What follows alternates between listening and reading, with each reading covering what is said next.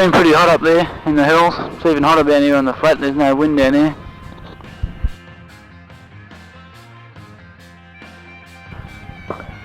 Time's gone pretty quick over the last 6 weeks. It always does out in the bush.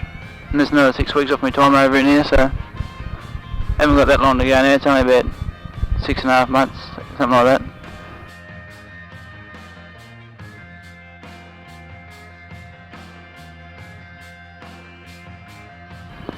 Before we went up to the hills, when we were down in the flats, and they were bringing in the B-52 strikes.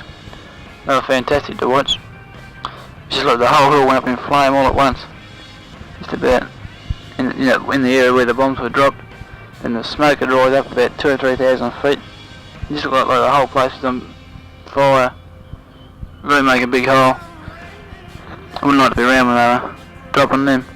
When we did get up there, there's pieces of shrapnel, some of them are 3 feet long and 4 feet long. It's cut straight through great big trees. No worries. All the caves and tunnels we found out in this last operation, the engineers blew them up. On the last day, they blew up the biggest one, which had been an ordnance factory where they'd been making mines and bombs, etc. They used 8 tons of explosive to blow it up. Made a hell of a bang, sprayed stones and stuff for about 3/4 of a mile. You saw every day out there they'd blow up small caves and small tunnels. There's always explosions going on in the hills.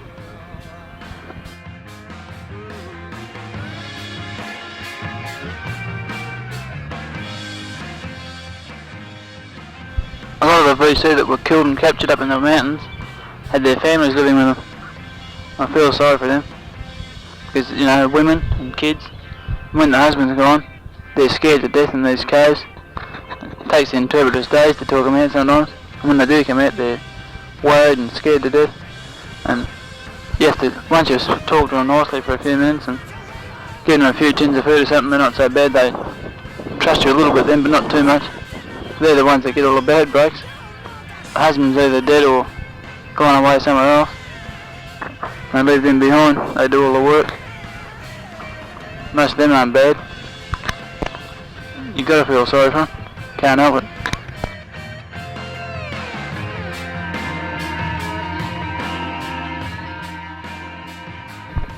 Up in the hills where we were, there were rats everywhere.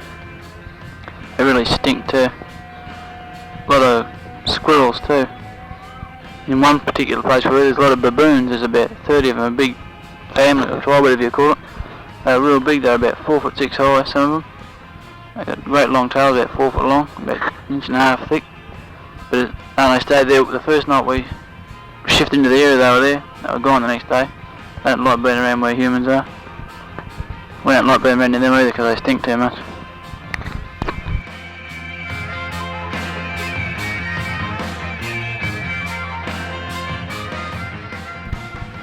Killed a few snakes out there in the rice paddies and up in the hills a couple of days before we came back.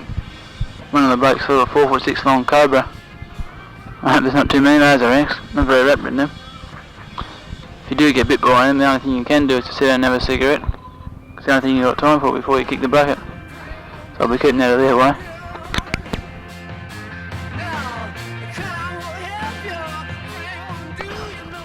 In the different caves up there, one was a barber shop, one was a printing shop. There's another place in the annex of the printing shop where they had tape recorders and typewriters, everything, national radios, cameras, had the works. In one big cave that we found up there, 3 platoon actually found it, was being used as a hospital. It had only been evacuated a few days before we got there. With the documents found and the equipment and that, they had a staff there that had 6 male nurses, 2 doctors, plus about 30 patients. By the documents they found out that each VC patient has to pay 2,000 piastres to have treatment there, which is $200, so they must get money from somewhere. Also in the cave they found these pills they call vitamin K pills. I think it's the same as what I had a couple of times when I was getting teeth out. It coagulates your blood and makes it a bit thicker, and you don't bleed so much. Evidently what they do, they take these pills all the time, these particular ones up in these hills anyway. When you get shot, they don't leave any blood trails.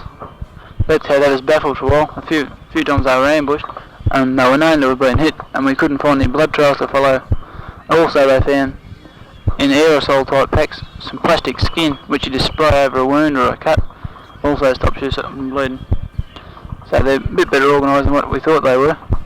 And I can't imagine anyone being shot open or pulling out a tube of aerosol and spraying himself with this stuff, but apparently they do it because not very often we find blood trails up there. Out in this last operation there's a few blokes got casevaced out. A casevac, as in case you don't know, is a casualty evacuation. In other words, casevac is short for it. Casevac or medevac is a medical evacuation. Well, there's a few blokes got casevaced out.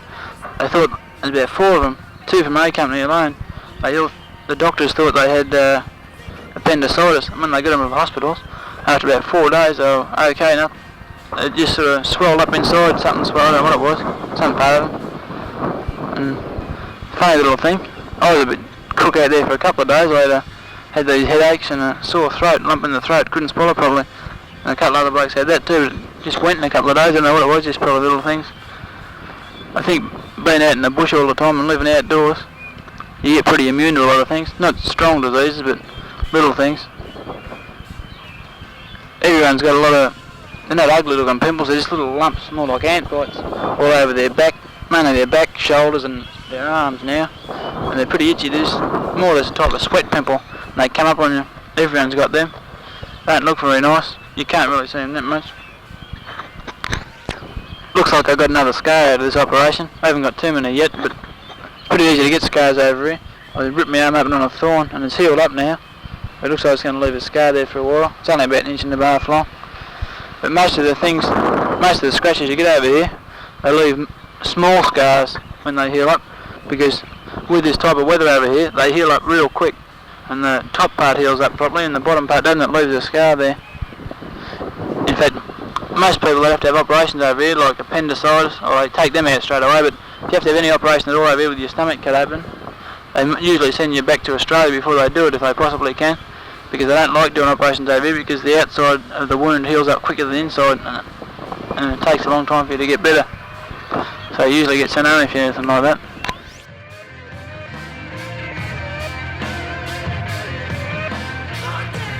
I've just come back now, been away for about half an hour.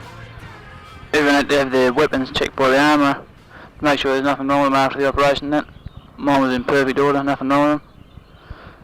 One thing I always do is look after that. It's the closest thing between you and saving your life. Anyone that doesn't look after their weapon over here is a fool.